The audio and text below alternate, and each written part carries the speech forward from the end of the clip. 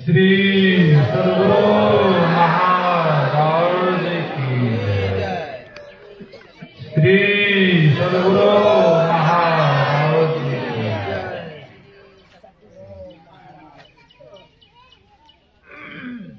बंदो गुरुपद कंज कृपा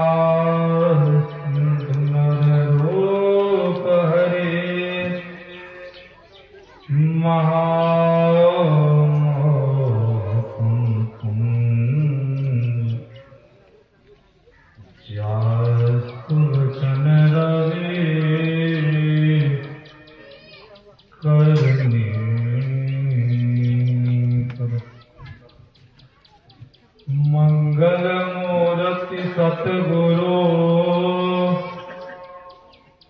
मिलवै सर्वाधार। मंगलमय मंगल बिनवो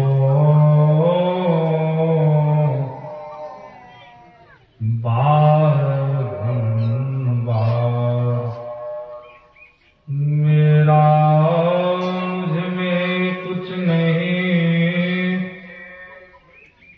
जो कुछ है प्रभु तो तेरा तुझको सौंपता।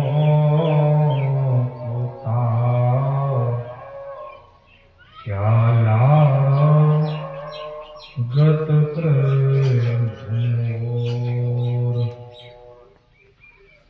श्री सद्गुरु महाराज की जय। परमाराध्य सद्गुरु महाराज जी की श्री जुगल चरणों में कोटि सह नमन। मंच पर मंचासन पूज्यपाद आचार्य स्वामी श्री पूर्ण चेतन जी महाराज की श्री जुगल चरणों में कोटि सह नमन। मंच पर मंचासन स्वामी कमलेशानंद जी महाराज, विनय सागर जी महाराज, मंच पर उपस्थित पूज्य महात्मागण गुरुजन, सत्संग में उपस्थित धर्म प्रेमी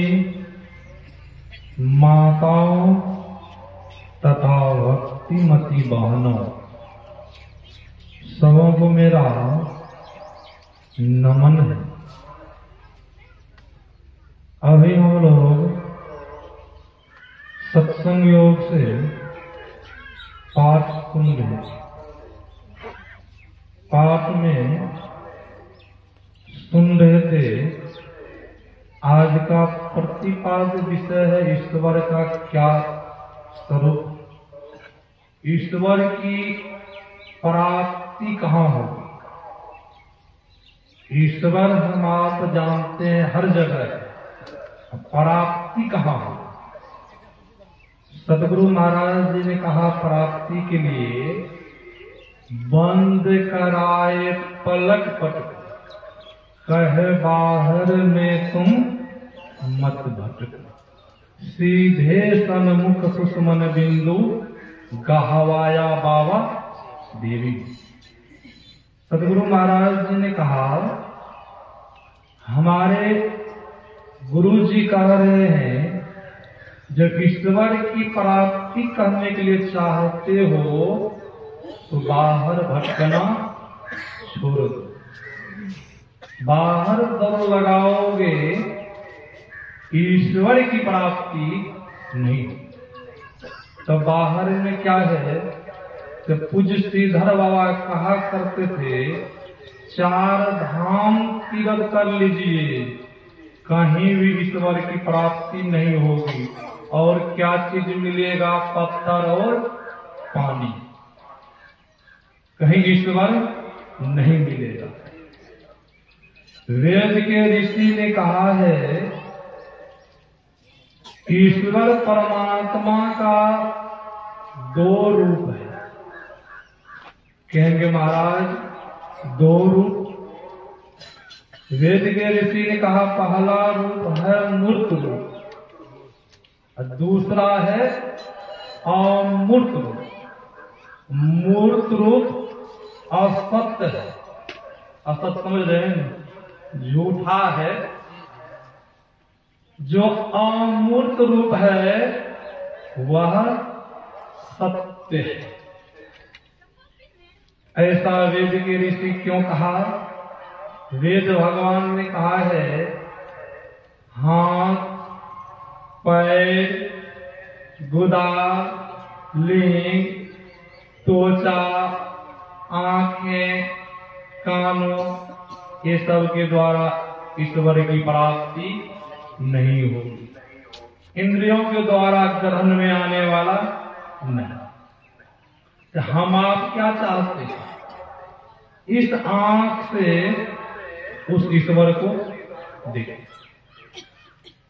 इस कान से उनका शब्द सुन ले। इसी ख्याल से हम आपने बैजनाथ धाम भी जाते हैं, ईश्वर को हाथ से छूते। पंडित जी पूछते हैं दर्शन हो गया? हम आप क्या कहते हैं? दर्शन हो गया। सज्जनों, उनका रूप मूर्ति का रूप है। ईश्वर में मूर्ति है, मूर्ति में ईश्वर है और मूर्ति ईश्वर नहीं। मूर्ति में ईश्वर है। वह ईश्वर क्या है? वही निराकार निर्गुण है। उनका दर्शन करने के लिए हमारे सदगुरु महाराज जी ने कहा अपने अंदर में चलना होगा। जिस प्रकार देखते हैं मेहंदी में लाली छिपी हुई है, मेहंदी के पत्ता माई दाई हाथ में लगा ले, लाली निकल जाएगी ना हाथ में? नहीं निकलेगी लाली। तो उनको लाली निकालने के लिए हाथ में रगड़ाई पिसाई करना होगा। जब पिसाई करके माई दाई जब हाथ में लगाती है तो लाली निकल आती है। ठीक उसी प्रकार परमात्मा हर जगह है, उनको पाने के लिए प्रयत्न करना होगा। सज्जनों, संसार के पदार्थ के लिए हम आप आंसू बहाते हैं, रोते हैं। मेरे पास बहुत आते हैं, आंसू बहाते हैं। सदगुरु महाराज जी के पास आंसू बहाते हैं। किसके लिए? संसार के वैभव धन संपत्ति के लिए, जो साथ में नहीं जाएगा, जो साथ में नहीं जाएगा। भजन के लिए सज्जनों नहीं रोते हैं, जो साथ में जाएगा उनके लिए नहीं रोते हैं। स्वामी विवेकानंद जी महाराज के जीवनी को पढ़ के देखिए। स्वामी विवेकानंद जी महाराज को जब भजन नहीं बनता था, जब रात में सोते थे, उनसे जब जप नहीं होता था, भजन नहीं होता था, स्वामी विवेकानंद जी महाराज इतना रोते थे, उनका तकिया गिल्ला हो जाता था। हम आप उस परमात्मा के लिए नहीं रोते, तब संसार के पदार्थ के लिए, जो साथ में जाने वाला नहीं। सज्जनों, ईश्वर हर जगह है और भक्त हेतु भगवान प्रभु राम धरहु अनुभू किए चरित पावन परम पराकृत नर अनुरूप। ईश्वर के हेतु, ईश्वर भक्त के हेतु अनेक प्रकार के शरीर धारण करते हैं। किनके रक्षा के लिए? भक्त की रक्षा के लिए। भक्त भी एक निष्ठ होंगे तब न। अभी आपने सुना दयानंद सरस्वती जी की वाणी, जो एक ईश्वर परमात्मा को नहीं मानते हैं, कभी कभी हरिद्वार तो कभी बद्रीनाथ, जो दौड़ लगाते हैं एक ईश्वर को नहीं मानते हैं, उनके लिए स्वामी दयानंद सरस्वती जी ने कहा वह पशु के समान है। जो एक ईश्वर को नहीं मानते हैं, बहु पूजन बहु उपासना करते हैं, दौड़ लगाते फिरते हैं। जो एक ईश्वर को मानते हैं, ईश्वर उनको मुक्ति रूपी सुख प्रदान करते हैं। सज्जनों, कितना लाभ है। वही संत महापुरुष कहते हैं, दूध में भी घृत है। कोई दूध से चाहे पूरी पकवान बनाने के लिए बनेगा? नहीं बनेगा। उसी दूध को जमा करके, दही को मथानी करके जब घृत निकाल लेते हैं, उनसे जो चाहिए बनाने के लिए बनता है, नहीं बनता है। ठीक उसी प्रकार परमात्मा हम लोगों के अंदर में भी है, अंदर से बाहर है। सदगुरु महाराज जी ने कहा, निज तन में खोज सज्जन, बाहर न खोजना। अपने ही घट में हरि है, अपने में खोजना। दो नैन नजर जोड़ के एक नौक बना, अंतर में देख सुन सुन, अंतर में।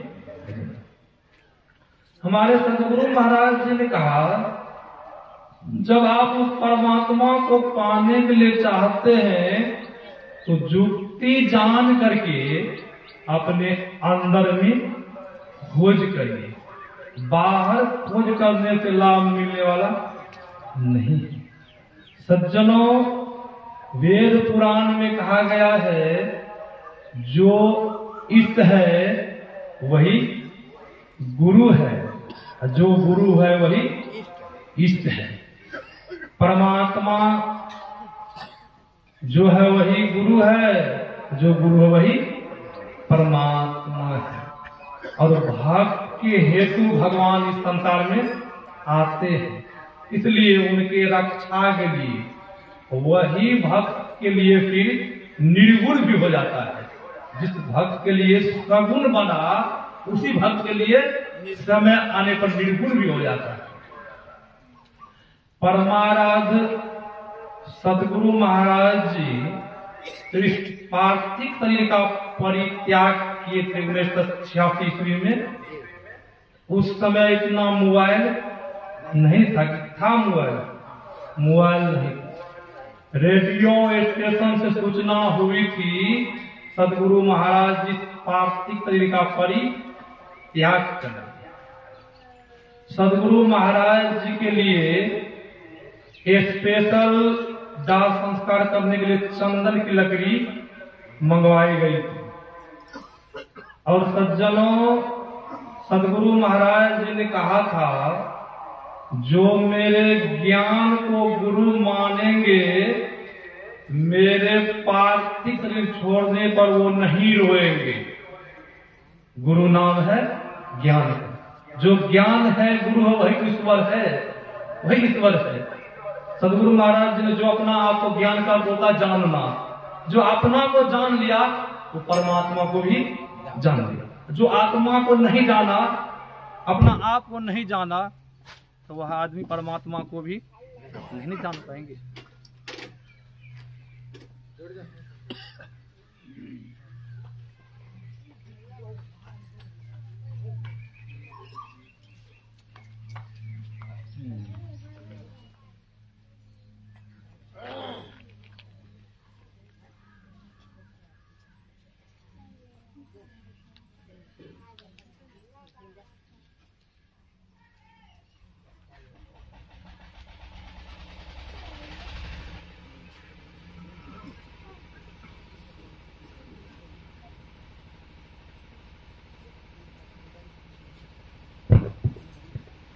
श्री सदगुरु महाराज जी की।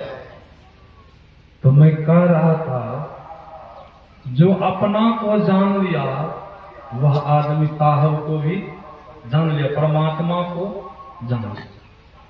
तो सदगुरु महाराज जी ने कहा, जो मेरे ज्ञान को गुरु मानेंगे, मेरे पार्थिव परित्याग करने पर वो लोग नहीं रोएंगे, वो भक्त नहीं रोएंगे। जो मेरे शरीर को गुरु जी मानेंगे, शरीर को गुरु समझेंगे, मेरे पार्थिव शरीर का परित्याग करने पर वो रोएंगे। गुरु महाराज ने कहा, सज्जनों, अब हमारे गुरुदेव पार्थिव शरीर का परित्याग कर दिए। अब भक्त लोग, शिष्य लोग रो रहे हैं। अब हमारे सदगुरु महाराज जी हम लोगों के बीच नहीं रहा। सज्जनों, रेडियो स्टेशन जो सूचना की गई थी, लोग देश विदेश से आए सदगुरु महाराज जी के पार्थिव शरीर का दर्शन करने के लिए। होता क्या, लोग बिलक बिलक के रो रहे थे। आरती सजाई गई, चिता सजाई गई, अग्नि दान की गई। होता क्या है, भक्त लोग जो बिलक बिलक के रो रहे थे, बहुतों भक्तिनी भक्त मेरे पास आते हैं, कहते हैं बाबा मेरे गुरु जी तो शरीर छोड़ दिए हैं, अब दूसरा गुरु बना लेते हैं। तो मैं उनसे पूछता हूँ कि मंत्र याद है? जब मंत्र बताते हैं तो मैं कहता हूँ गुरु बनाने की जरूरत नहीं है, गुरु नहीं मरते हैं, गुरु नाम है ज्ञान। सीख सीख ले सो ज्ञान मर जाने बिना, गुरु अरु गुरु कभी नहीं मरते हैं, ज्ञान कभी मरते हैं।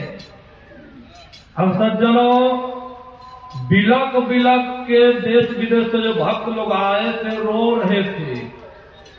सदगुरु महाराज जी को हुआ, ये लोग बिलक बिलक के रो रहे हैं, ये लोग मेरे शरीर को ही गुरु मानते हैं, ये लोगों का विश्वास उठ जाएगा। ये लोग मन में सोचेंगे मेरे गुरु जी अब मेरे बीच में नहीं रहे, इस संसार से चले गए, इनको कुछ न कुछ दिखाना चाहिए। सज्जनों, हमारे सदगुरु महाराज जी जलती चिता में पुनः प्रवेश किए और जलती चिता से हाथ निकाल कर आशीर्वाद दिए। श्री सदगुरु महाराज की जय। अपने गुरु की याद में जब आप पढ़िएगा तो चित्र देखिएगा, सदगुरु महाराज जी जलती चिता से सबको आशीर्वाद दिए। कहने का सारांश, हमारे सदगुरु महाराज जी विश्वास दिलाए भक्त को, शिष्यों को, इस संसार से हम नहीं गए हैं, आप लोगों को लेकर के मैं जाऊंगा।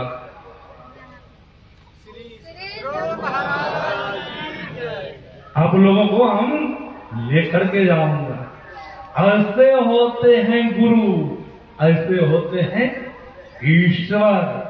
ईश्वर और गुरु में कोई अंतर नहीं। जो कोई गुरु के बताए मार्ग पर चलते हैं, ध्यान सत्संग करते हैं।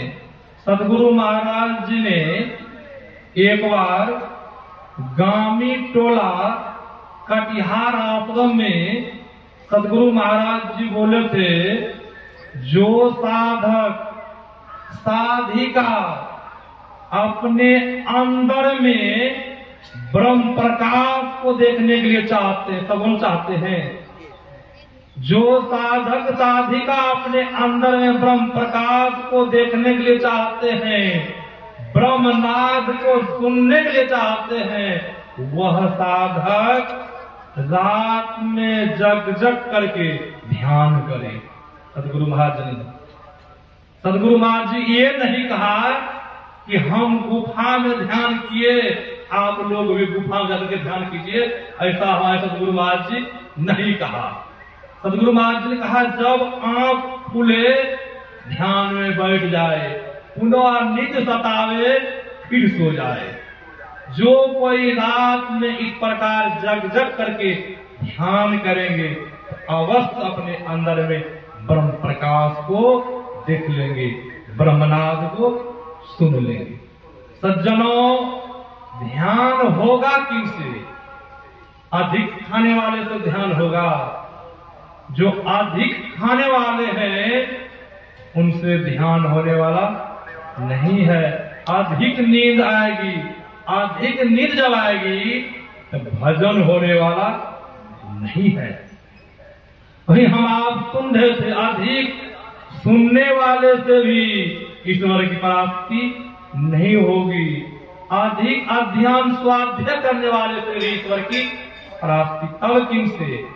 जो मध्यम मार्ग को अपना लिया है, बीच वाला मार्ग को जिन्होंने अपना लिया है, उसी से ईश्वर की प्राप्ति होगी। विशेष मैं नहीं कहूंगा, कुछ बाबा से इस विषय को हम आप विस्तार रूप में सुनेंगे। ईश्वर का क्या स्वरूप है, ईश्वर कहाँ रहते हैं, ईश्वर की प्राप्ति हो जाने से मानवों का किस तरह का अखंड सुख मिलता है, प्रतिपाद विषय को कुछ बाबा के मुखारविंद से सुनेंगे। और सुन करके हम आप जब जीवन में उतारेंगे तो जरूर हम लोग को भी ईश्वर की प्राप्ति हो जाएगी। यही आप लोगों से